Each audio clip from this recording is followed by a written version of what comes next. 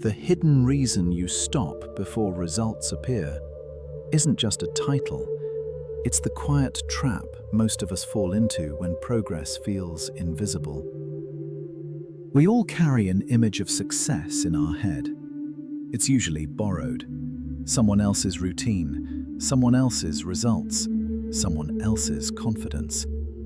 And without realizing it, we use that image as a substitute for trust in ourselves. So when our progress doesn't match the picture, we hesitate. We stop. Not because we're incapable, but because we're trying to grow in someone else's shape. That gap between where we are and what we expected to see creates pressure. And when results don't show up fast enough, it's natural to look for a shortcut.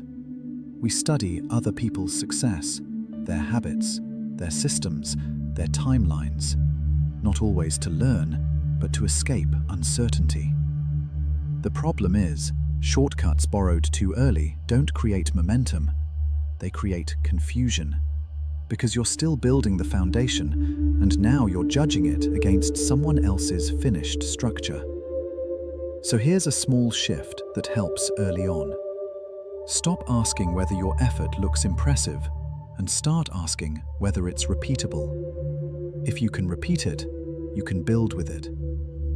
What usually comes next is doubt. A quiet doubt that says, "I've tried before, I didn't stick with it. Why would this time be different?" That doubt isn't random, it's learned.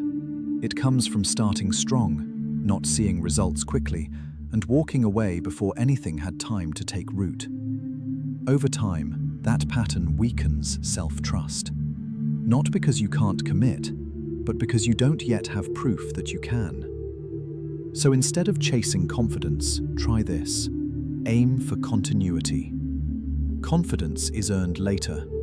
Continuity is a decision you can make today.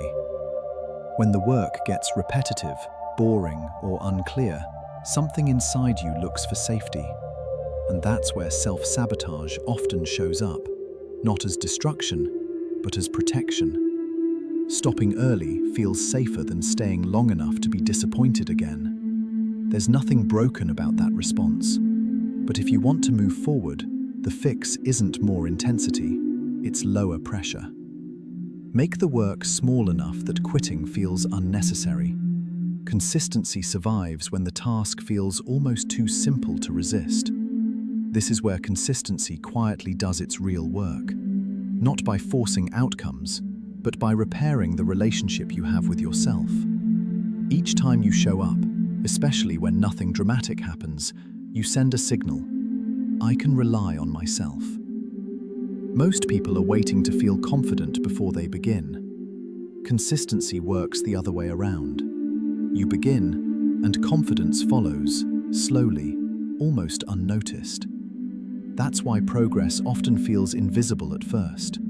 You're not failing. You're building something internal before it becomes external.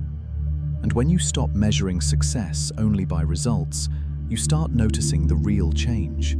Showing up feels normal, less emotional, more grounded.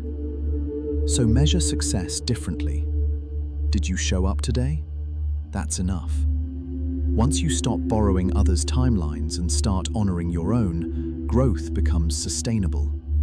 Consistency stops feeling like pressure and starts feeling like alignment.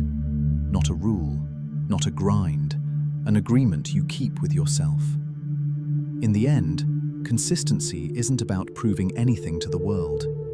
It's about rebuilding trust with yourself, quietly, over time.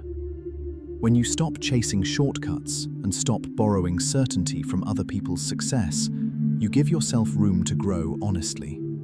Each small action becomes a vote for the person you're becoming. And eventually, without forcing it, progress shows up, not as a surprise, but as something that makes sense. Because when effort is consistent, accomplishment stops being a question of if and becomes a matter of when. Thanks for watching. If this resonated with you, subscribe for more content like this, and click the suggested video. I think it's one you'll appreciate.